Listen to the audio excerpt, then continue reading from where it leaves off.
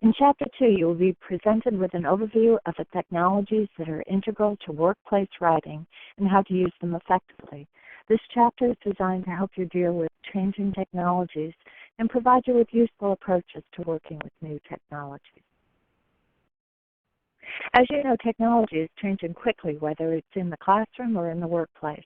The devices, software, and applications that you're familiar and comfortable with today can quickly become out of date. Rather than having technology frustrate you when it isn't working, here are 7 strategies for learning a new technology. Often, the best way to familiarize yourself with a new technology is to just begin playing with it. But don't play with it so long that you get frustrated. There is an IT staff and your trusted peers or colleagues that can help you when you are stuck. It's a software program. If it is a software program on a Web 2.0 tool, it's usually a tutorial and links to searchable online help. When in doubt about doing something with technology, I always go online and Google my query.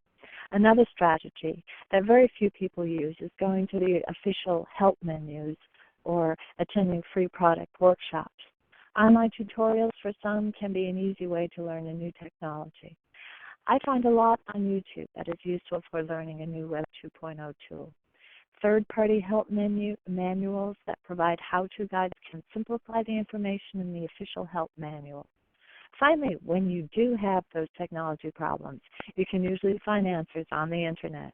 Search for the information by using precise terms to narrow your search query down. Another kind of workplace technology is a blog or a forum. The major difference between a blog and a forum is that a forum typically fosters a wider conversation in which participants can not only respond to the posts of others, but also begin new topics of discussion threads. Whether you have a blog or a forum, it's important to keep it current in order to build an audience and maintain the credibility of your site. Organizations create blogs and forums to attract and retain their clients or customers, promote goodwill, obtain quick feedback, and develop a sense of community. The writing style of a blog or forum is informal, but it is important that the writer use correct grammar and mechanics. The blogger or forum writer will lose credibility if there are errors in grammar and mechanics. Email messages often function as business letters to those outside organization and memos to those within organizations. Here are a few tips for being professional in your email correspondence. Review the organization's email policy. Be professional in what you email to your colleagues or peers.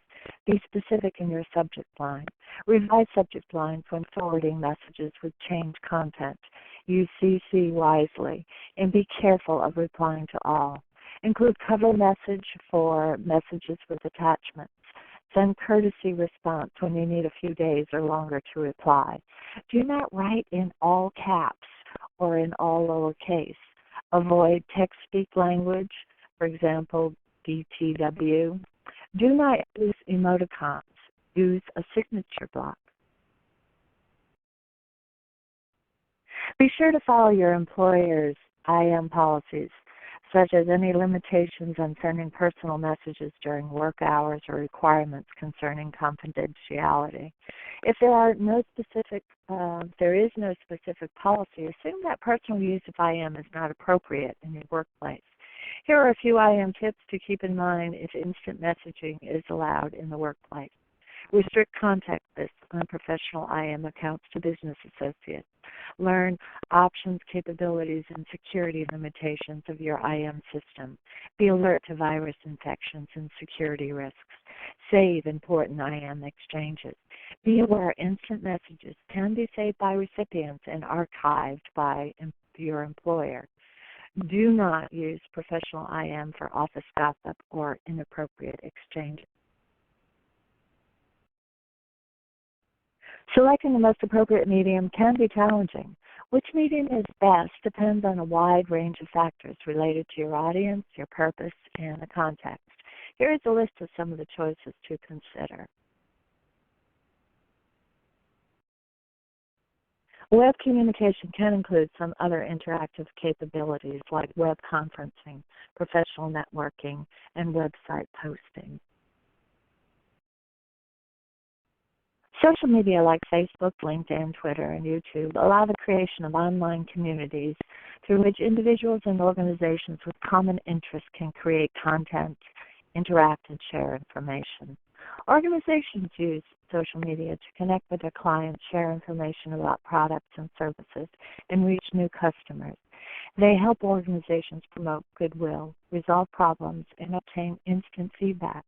When choosing which social media platform to join, you should consider what you and your organization hopes to accomplish through the use of social media, and which platform's community contains more of the organization's customers or contacts. Text messaging is effective for simple messages communicated between people on the move or in non-traditional workplaces. In highly regulated industries like financial services, texting can be less secure than other media. Avoid using text messages to communicate complicated, vital information.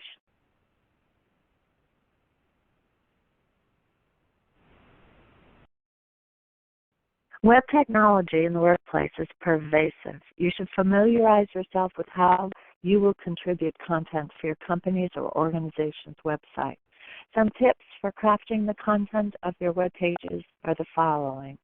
Chunking content, use of informative topical headings, use of keywords, the positioning of directional clues or cues, appropriate use and number of graphics, use of internal hyperlinks, and, of course, legible font sizes and styles.